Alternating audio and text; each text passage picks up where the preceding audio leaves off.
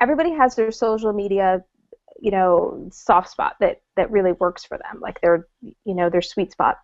For me, it's Twitter. It's that fast pace that, Twitter is just 10 minutes at a time. So don't stress yourself out if you're not there all day long. Just pop in, spend, a few minutes there and move on. But Twitter, I find, in general, as a social media platform, a place where people go, professionals, writers, just people in general, who are okay and comfortable with being approached. Whereas other platforms, you need to approve people. You need to, on Facebook, you need to accept their friend request. On LinkedIn, you need to accept the contact.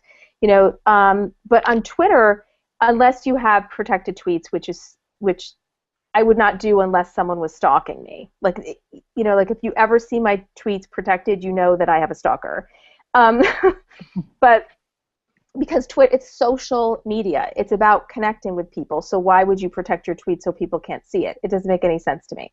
So because that kind of mindset comes to the platform of Twitter, it makes it easy to talk to people. And there's certain behavior how you should conduct yourself. Like, don't pitch somebody, don't immediately say, hi, I've got this script, can you read it? That's like, you have to develop relationships. So Twitter is kind of like, think of it like a cocktail party. Like if you're at this cocktail party and you're meeting people and you're socializing and talking to somebody over here and talking to somebody over there, and how you would engage with somebody at a cocktail party, you typically get to know them, introduce yourself, know them a little bit more so that they want to know you more, maybe outside of that party. You exchange business cards. Then you can take the business card home, you look up their site, and the business card is really your Twitter profile. So you look up at the Twitter profile and you see if they're interesting, you click on their website, you get to know them a little bit better. One of the things I try to do on Twitter is always pay it forward. Share information I think that my followers would be interested in. Sometimes I'll put out a random tweet that I say, okay, today go find somebody in your feed who you don't know, who you've never talked to before, because I've got like 29,000 followers. I obviously have not talked to all of them, but every once in a while I'll just pull a follower out at random and I'll go look up their website and I'll get to know them a little bit and I'll tweet out maybe a blog post that they wrote.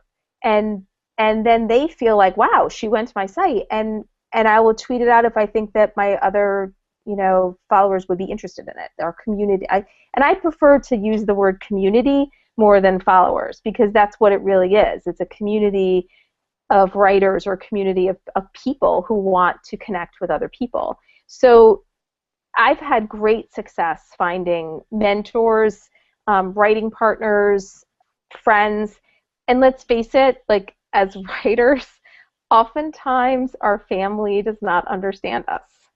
And these people who are writers, they get it. They get that, we need to write to be in a good mood. They get that whole aspect of being a writer and life of a writer, much more so than a lot of people's families do. So Twitter is sort of like, I call it my water cooler. It's it's the place where I like to go and hang out. And you get to pick your colleagues. You get to pick the people you hang out with and work with all day. And if you don't like them, you just unfollow them.